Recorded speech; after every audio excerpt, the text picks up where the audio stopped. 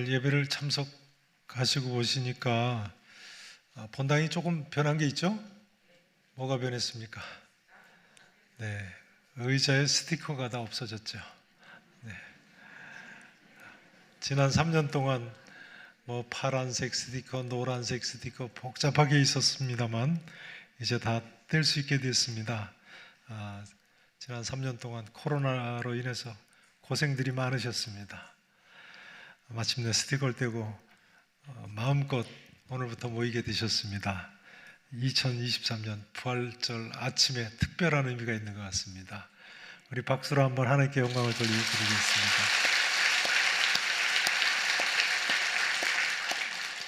2023년 부활 주일을 맞이해서 부활의 기쁨과 평화가 평강이 성도 여러분의 심령과 가정과 교회와 우리나라와 우리 민족에 충만하게 임하실 수 있기를 진심으로 축원하겠습니다. 부활절은 이스라엘의 종교력으로 정월 14일에 시작되는 유월절에 맞춰서 달라집니다. 그러니까 지난주부터 이스라엘에서도 유월절 한 주간의 명절이 시작된 겁니다. 유대인들은요, 오늘날도 구약성경의 유월절 규례에 맞춰서 유월절을 시작할 때는 집안에 이스트가 들어간 빵은 다 찾아서 밖에다 버립니다. 유월절이 되면 한 주간 아예 빵집 문을 닫습니다. 참 대단한 일이죠.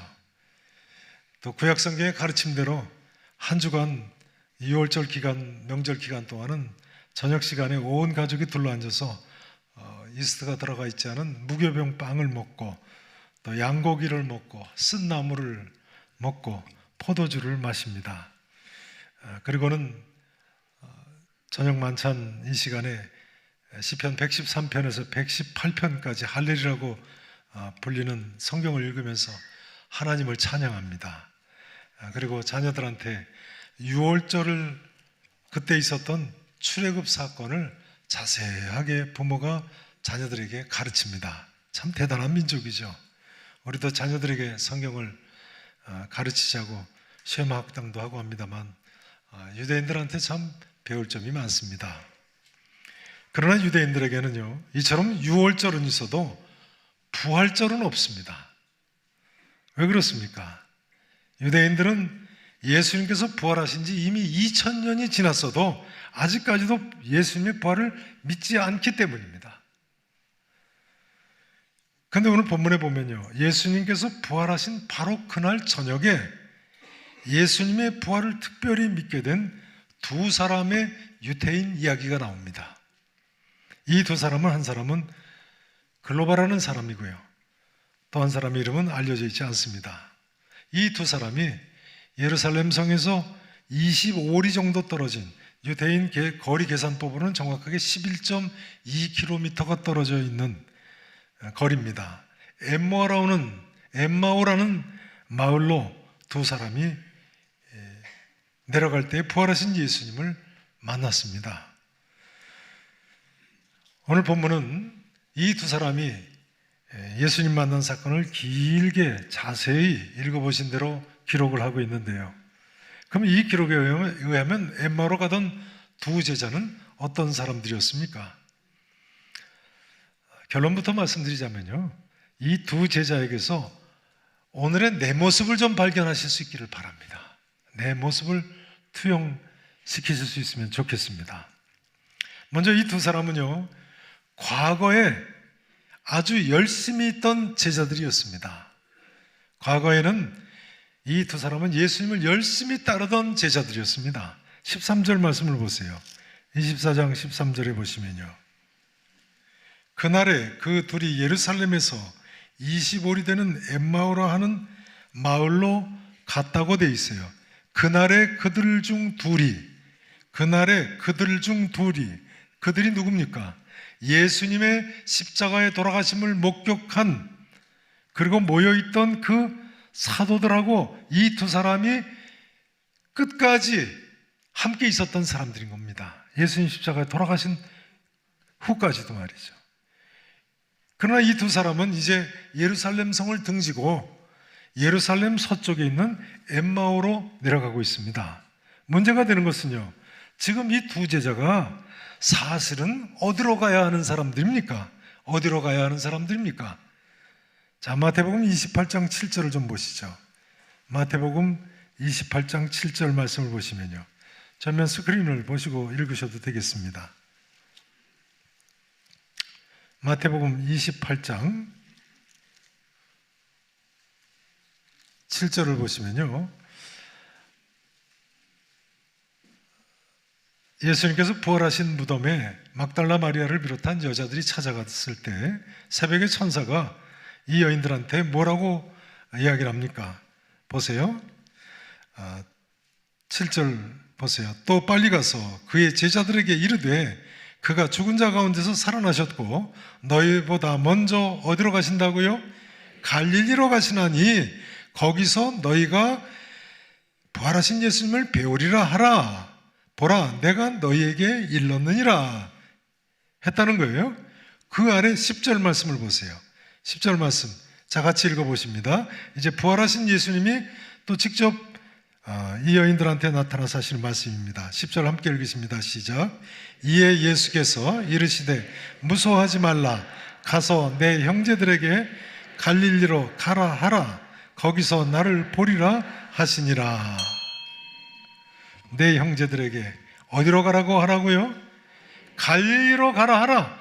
거기서 나를 보리라. 그러니까 이 두 제자는요, 예수님 말씀대로 어디로 가야 했던 사람들이에요? 갈릴리로 내려가야 했던 사람들입니다. 근데 이 두 제자는 갈릴리로 가지 않고 정반대 방향인 엠마오로 가고 있는 것입니다. 당시 예루살렘에서 북쪽의 갈릴리 지역으로 가자면요, 북쪽에 있는 사마리아 성을 지나서 가거나 아니면 동쪽 여리고성으로 내려가서 요단강을 건너서 좌회전해서 북쪽으로 돌아 올라가거나 해야 했습니다. 주로 동쪽 예루살렘 성으로 해서 돌아서 올라갔죠. 그러나 지금 이 두 제자는 이와는 정반대 방향인 동쪽으로 가지 않고 서쪽으로 엠마오로 내려가고 있었던 거예요. 자, 이 사람들이 지금 왜 엠마오로 가고 있는 것입니까? 자, 22절부터 보시겠습니다. 누가복음 24장 22절부터 보시죠. 제가 봉독 드리겠습니다. 엠마오로 갔던 두 사람이 예수님을 만나긴 했지만 알아보지를 못했죠. 그리고 하는 말입니다. 또한 우리 중에 어떤 여자들이 막달라 마리아를 비롯한 여인들이죠, 우리로 놀라게 하였으니 이는 그들이 새벽에 무덤에 갔다가 그의 시체는 보지 못하고 와서 그가 뭐 했다고 하는 천사를 봤다고요? 살아나셨다 하는 천사들의 나타남을 보았다 함이라. 자, 이 여인들이 와서 이야기하는 것까지 들었어요. 이 사람들은요. 보세요. 또 우리가 함께한 자 중에 두어 사람이, 사도들의 중에 두어 사람이 말이죠, 무덤에 가서 과연 여자들이 말한 바와 같음을 봤어요? 못 봤어요? 봤어요. 빈 무덤을 봤어요. 그런데 예수는 보지 못하였느니라. 무슨 이야기겠습니까? 그러니까요, 엠마오로 가는 이 두 제자는 예수님의 부활의 소식을 듣기는 들었지만 믿지를 못한 사람들인 거예요. 그래서 북쪽이나 동쪽이 아닌 정반대 서쪽으로 내려갔던 거예요. 아니, 과거 한때 예수님을 그토록 열심히 따르던 이 두 사람, 십자가에 돌아가신 후에까지도 제자들과 함께 있던 이 두 사람이 어떻게 된 것입니까? 이제 이런 질문을 드리지 않을 수 없습니다. 여러분, 과거에 얼마나 주님을 열심히 따르셨습니까? 죄송한 말씀입니다만 교회 다니는 많은 분들 중에요, 이 점에서만은 자신 있는 분들이 많습니다. 나도 주일학교 때는 열심히 교회 다녔다. 나도 중고등부 청년부 때 열심히 했다. 뭐 임원도 했다. 내가 처음 예수 믿을 때 얼마나 열심히 했는지 모른다. 그러다 집사도 되고 권사도 됐다. 전도도 열심히 했다. 기도도 열심히 했다.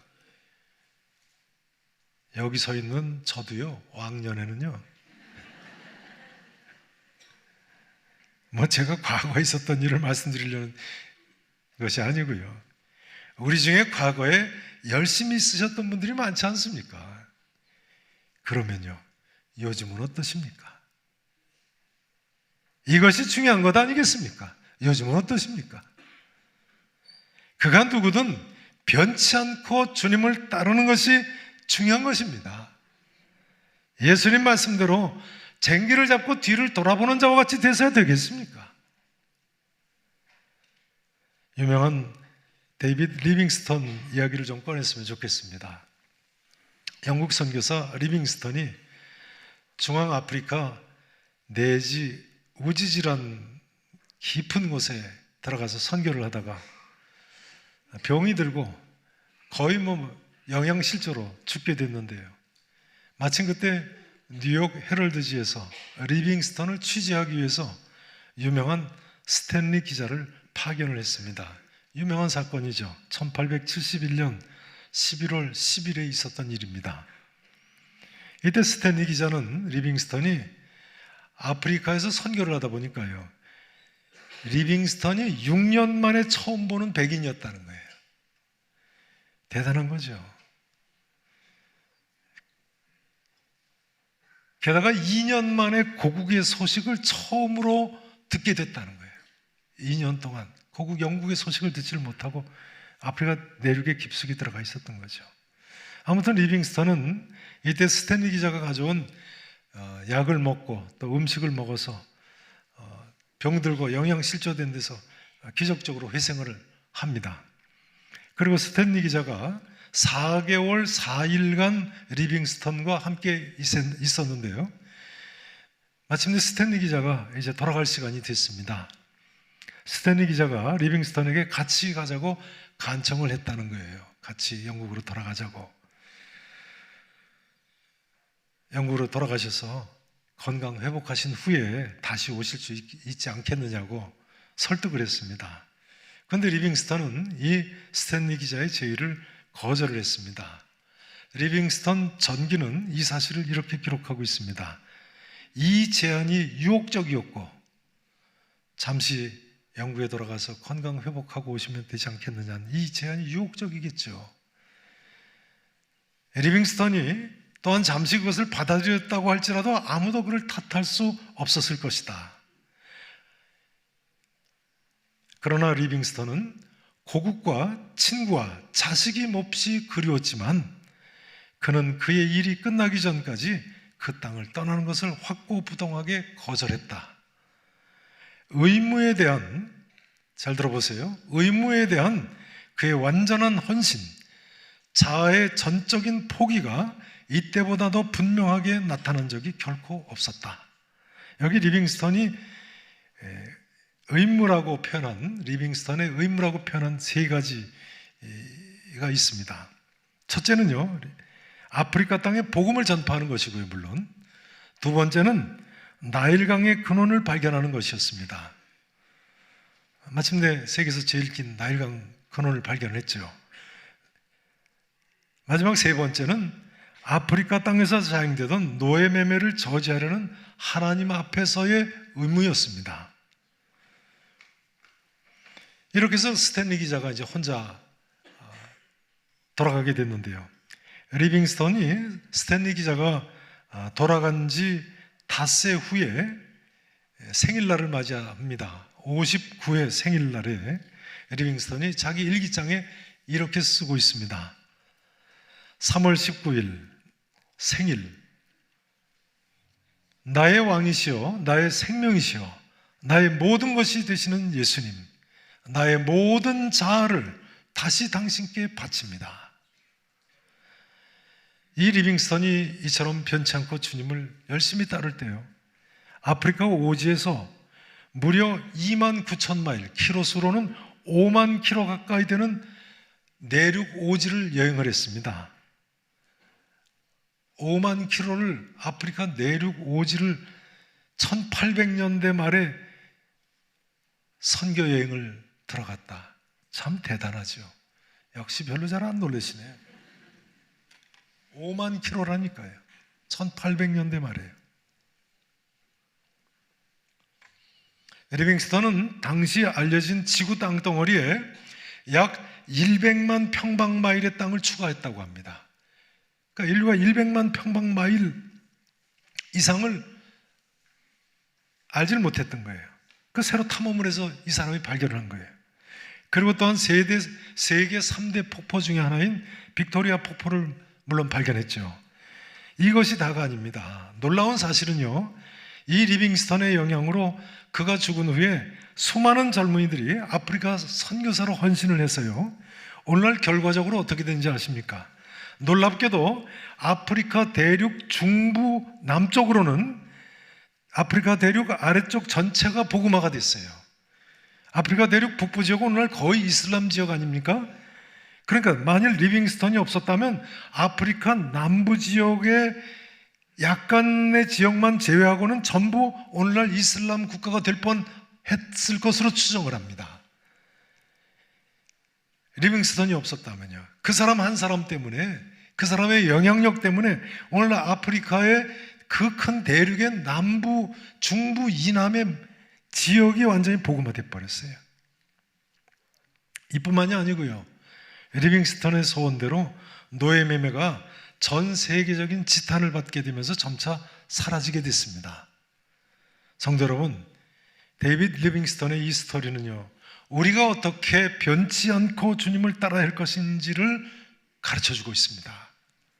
사랑하시는 성도 여러분, 이 부활의 아침에 주님과의 첫사랑을 회복하실 수 있기를 진심으로 축원하겠습니다.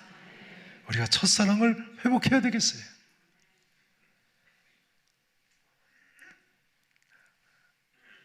이제 엠마오로 가던 두 제자의 두 번째로 이야기할 수 있는 점은요, 현재 이 두 제자가, 앞서는 과거입니다. 과거에 이렇게 열심히 있는 두 제자였습니다.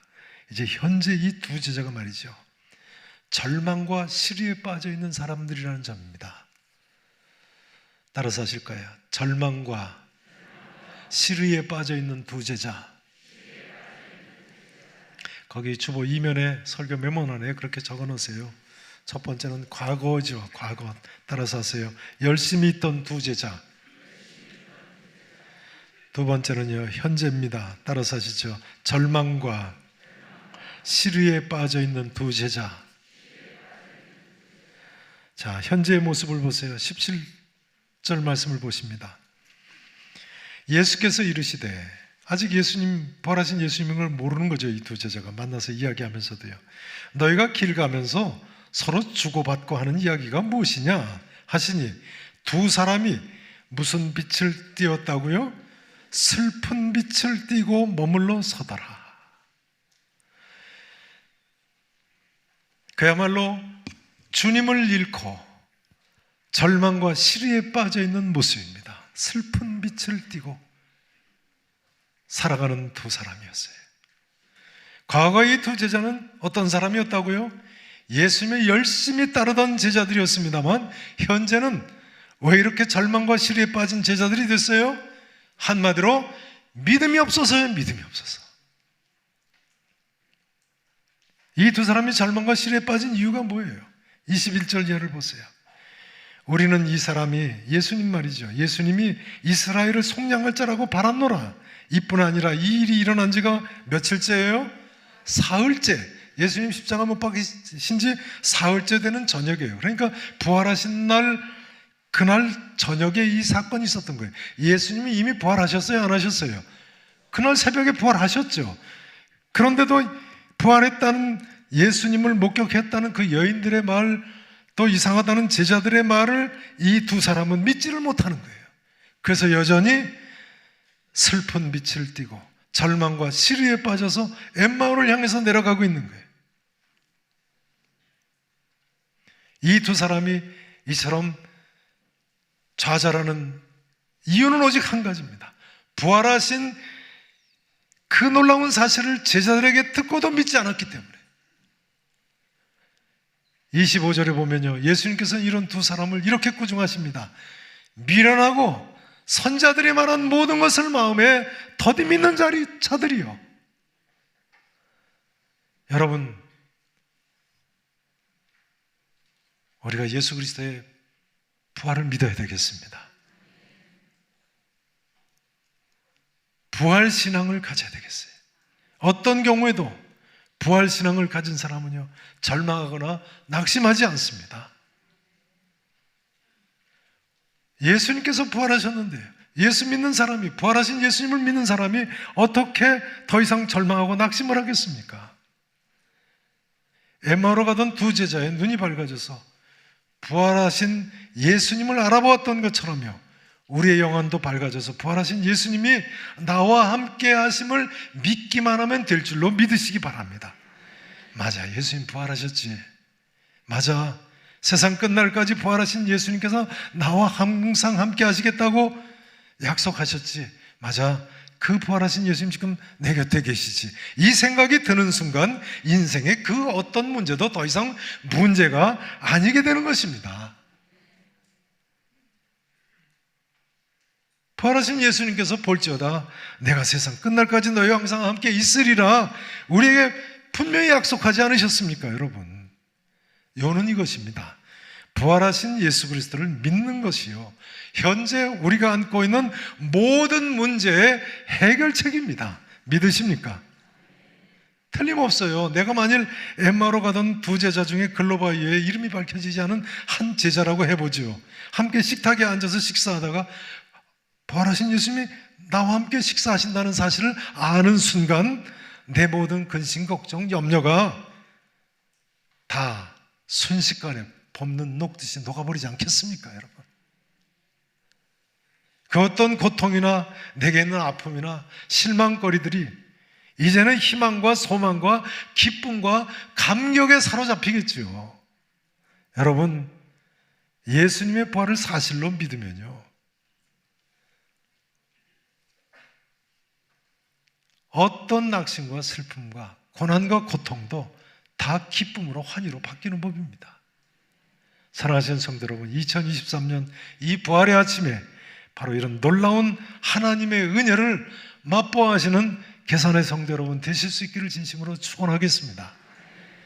엠마오로 가던 두 제자에 대해서 세 번째로 분명히 이야기할 수 있는 사실은요, 따라서 하실까요? 이제 미래의 이 두 제자의 모습입니다. 따라서 하시죠. 예수님의 부활의 증인이 된 두 제자. 예수님의 부활의 증인이 된 두 제자. 그렇습니다. 이제부터 이 순간부터 말이죠, 이 두 제자는 예수님 부활의 증인이 됐어요. 33절에 보세요. 이 두 제자가요, 33절에 보시면요, 곧 그때로 일어나 어디로 돌아갔어요?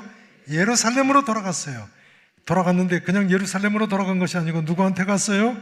11 제자 및 그들과 함께한 자들이 모여 있는 곳으로 갔어요. 그리고 보고했어요.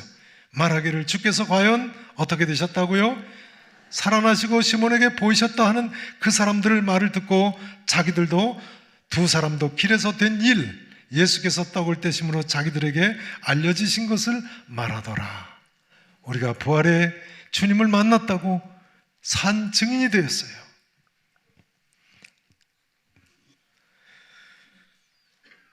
(36절) 이하에 보시면요, 이 두 제자는 11제자와 함께 부활하신 예수님을 다시 한 번 더 만납니다. 36절에 보세요. 두 제자하고 11제자가 방에 있었는데 예수님께서 그 방에 들어오시잖아요. 그리고 어찌하여 마음에 의심이 일어나느냐 하시면서 구운 생선 한 토막을 드리니까 그 앞에서 잡수셨다고 하지 않습니까? 여러분 어떻게 생각하십니까? 이 두 사람은요, 이 이후에 틀림없이 갈릴리로 올라갔습니다. 그리고 부활하신 주님을 또다시 뵀을 겁니다. 그러니 이 두 사람 이후에 오순절날 마가의 다락방에 성령 강림하실 때 120문도 중에 있었겠어요? 없었겠어요? 있었겠죠. 불과 50일도 못 돼서 오순절 성령 강림 사건이 있었으니까요. 그러니 이 두 사람은 또한 예수는 그리스도라고 가르치기와 전도하기를 그치지 않았던 초대교회 성도들 중에 대표적인 성도들이 됐을 겁니다. 다시 이야기하자면요, 이 두 사람은 부활의 산 증인으로서 부족함이 없는 삶을 일평생 살았을 겁니다. 사실 엠마오로 가던 두 제자가 되돌아간 예루살렘 성은요, 이 두 사람에게는 무시무시한 도시죠. 예수님 죽인 대제사장이 있고 서기관이 있고 바리새인, 사두개인들이 아직도 그 성에 있는데요. 예수님 죽인 로마의 군병들도, 그 군중들도 그대로 있는 예루살렘 성인데요. 아직도 6월절 7일간 명절이 끝나지 않고 불과 사흘밖에 안 지났었는데요. 예수님 십자가에 못 박은 사람들 예루살렘 그 성에 다 그대로 있는데요. 그런데도 불구하고 이 두 제자는 그 예루살렘 성으로 다시 돌아갔다는 거예요. 여러분 아십니까? 예수님의 부활하심을 믿으면요, 이처럼 담대한 사람이 됩니다. 이것이 성경적입니다. 히브리서 11장 35절에 보면요, 이렇게 쓰고 있습니다. 어떤 이들은 더 좋은 부활을 얻고자 하여 심한 고문을 받되 구차히 풀려나기를 원하지 아니하였느니라. 무엇을 얻고자 해서요? 더 좋은 부활을 얻고자 했어요. 그러니까요, 예수님의 부활을 순도 100%로 믿는 사람들은 이런 담대한 삶을 살 수가 있는 거예요. 무슨 일이 있어도. 사도 베드로나 바울이 왜 그렇게 담대했습니까? 부활신앙 때문이야, 한마디로. 사랑하시는 성도 여러분, 우리 모두 예수님의 부활의 사실을 흔들리지 않는 믿음으로 믿으심으로써 믿음의 대선배들처럼 담대한 부활의 산 증인으로 사실 수 있기를 진심으로 축원하겠습니다. 이제 마지막으로 리빙스턴과 스탠리 기자의 이야기를 조금만 더 했으면 좋겠습니다.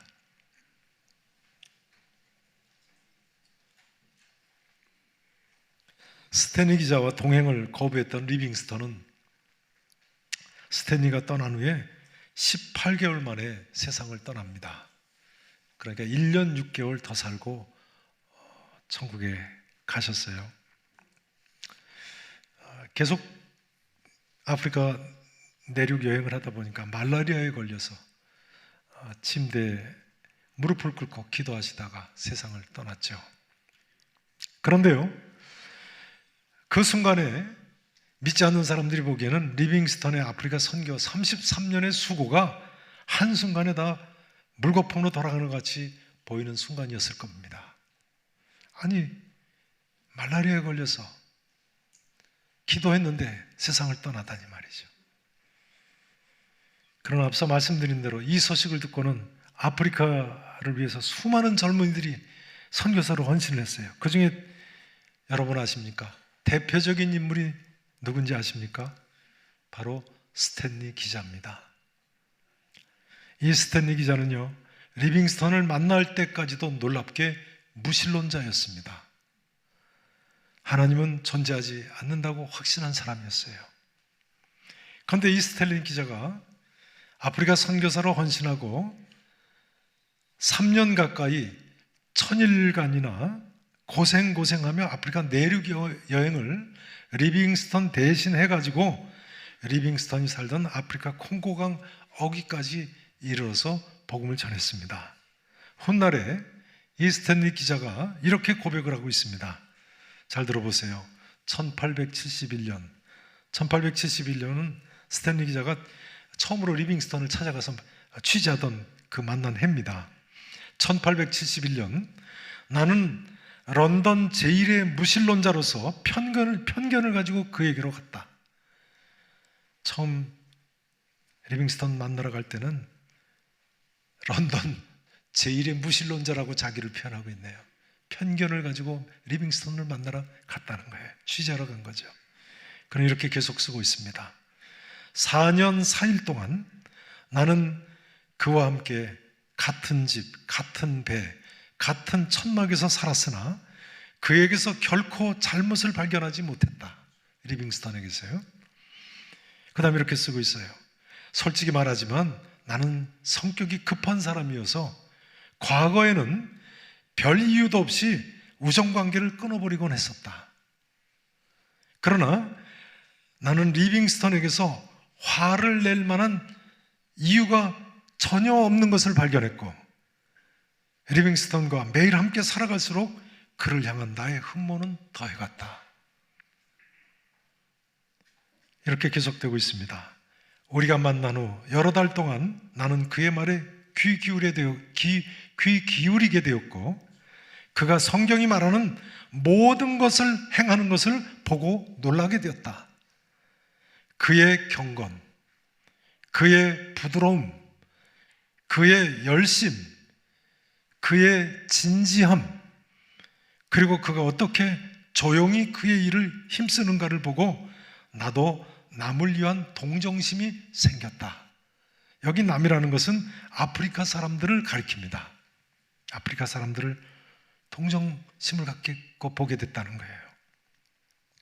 스탠리 기자는 마지막을 이렇게 마치고 있습니다. 들어보세요. 리빙스턴, 그가 그것을 시도했던 것은 아니었지만 나는 그리스도인이 되었다. 그가 그것을 시도했던 것은 아니었지만 나는 어떻게 됐다고요? 스탠리의 고백입니다. 나는 그리스도인이 되었다. 이제 이 한마디로 마치기를 원합니다. 사랑하시는 성도 여러분, 이 시간 엠마오로 가던 두 제자 중에 이름이 알려진 글로바 위에 이름이 알려져 있지 않은 제자, 그 한 제자에 내 이름을 한번 넣어서 생각해 보시기 바랍니다. 나를 대입시켜서 생각해 보시기 바랍니다. 이제 이 질문을 드리지 않을 수 없습니다. 성도 여러분, 나의 과거는 어떠했습니까? 아니, 나의 현재는 어떻습니까? 나의 미래는 어떠해야 되겠다고 생각하십니까? 언제나 항상 부활의 소망 가운데요, 변함없는 열심으로 부활하신 우리 주님과 일평생 동행하는 승리의 삶을 사실 수 있기를 우리 구주 예수 그리스도 이름으로 간절히 축원하겠습니다. 기도하시겠습니다.